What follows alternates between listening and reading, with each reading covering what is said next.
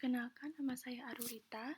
Di sini saya akan mempresentasikan mengenai praktik plumbing dan sanitasi. Di sini ada daftar isi yang terdiri dari bab 1 pendahuluan, yang ada latar belakang, tujuan, dan rumusan masalah. Bab 2 ada kajian teori atau pustaka, yang terdiri dari pendahuluan, perencanaan, dan aspek perencanaan. Bab ketiga ada hasil dan pembahasan yang terdiri dari metode, hasil, dan pembahasan. Bab keempat ada kesimpulan, dan yang terakhir ada daftar pustaka. Di sini yaitu bab pendahuluan. Yang pertama yaitu latar belakang. Dalam perencanaan pembangunan sistem perpipaan merupakan bagian struktur yang juga perlu dirancang agar memenuhi standar. Perencanaan dan perancangan sistem plumbing harus dilaksanakan bersamaan dengan arsitek, teknik sipil, mekanikal, dan elektrikal. Lingkungan permukiman merupakan kebutuhan dasar manusia dan sanitasi merupakan salah satu fasilitas yang penting dalam suatu permukiman. Lalu terdapat 3 hal penting dalam perencanaan. Yang pertama yaitu saluran air bersih, air kotor, dan perlengkapan sanitasi. Lalu selanjutnya ada tujuan. Tujuannya yaitu sistem plumbing ini jika tidak dirancang dengan baik, selain mahal, tidak efektif, serta tidak memberikan masalah operasi dan perawatan. Beberapa hal yang perlu diketahui dan pertimbangan setiap perencanaan. Mengutip dari Wiranto Aris Munandar. Lalu selanjutnya ada rumusan masalah. Di sini saya mengambil 2 rumusan masalah, yaitu yang pertama, bagaimana merencanakan desain instalasi air bersih yang dapat mengalirkan air memenuhi standar. Yang kedua yaitu bagaimana merencanakan desain instalasi air kotor yang dapat mengalirkan kotoran padat atau cair dengan lancar menuju pembuangan akhir dengan memenuhi standar. Bab kedua ada kajian teori. Yang pertama ada pendahuluan. Di sini bisa kita lihat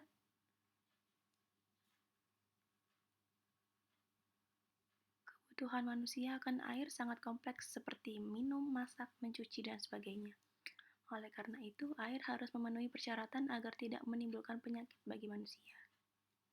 Untuk perencanaan air bersih, ada beberapa hal penting yang harus diperhatikan, yaitu yang pertama kualitas air, yang kedua sistem penyediaan air, dan yang ketiga pencegahan pencemaran air. Lalu ada perencanaan air kotor. Di sini perencanaan air kotor dibawa ke saluran sanitasi atau septic tank melalui sistem pembuangan limbah. Lalu selanjutnya ada perencanaan. Perencanaan sanitasi harus menyantumkan saluran limbah, lokasi pipa, ukuran, dan jenis pipa.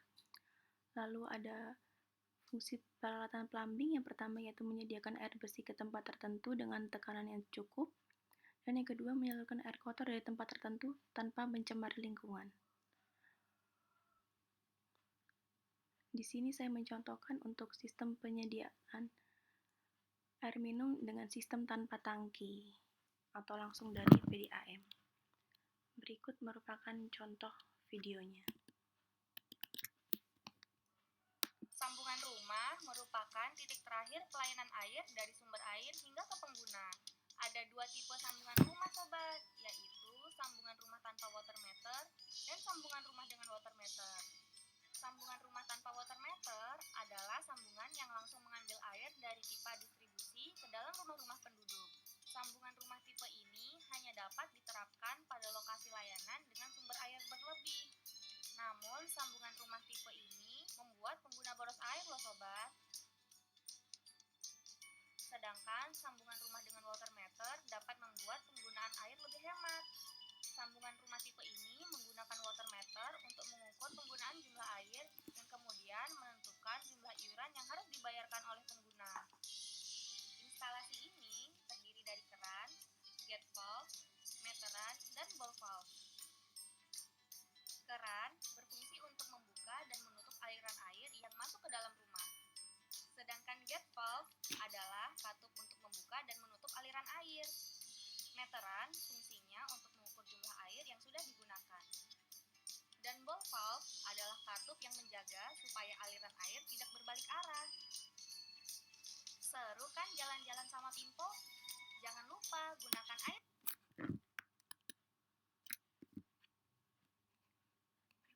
merupakan contoh videonya. Lalu selanjutnya ada aspek perencanaan sistem plumbing.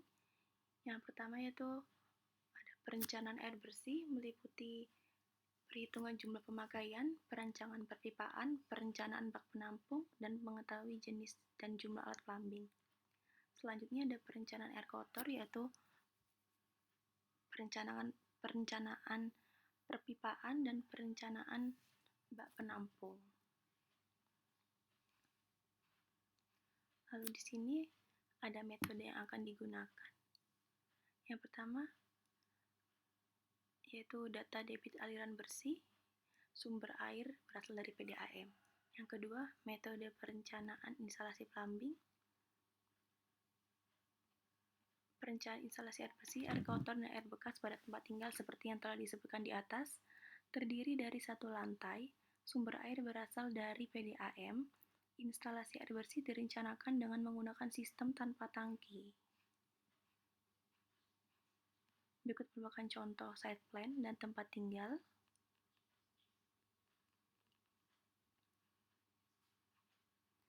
Lalu selanjutnya ada contoh saluran air bersih.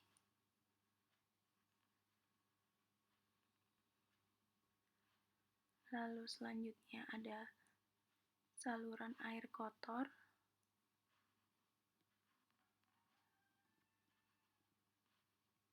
Lalu selanjutnya ada daftar pustaka. Sekian progres dari saya. Terima kasih. Assalamualaikum warahmatullahi wabarakatuh.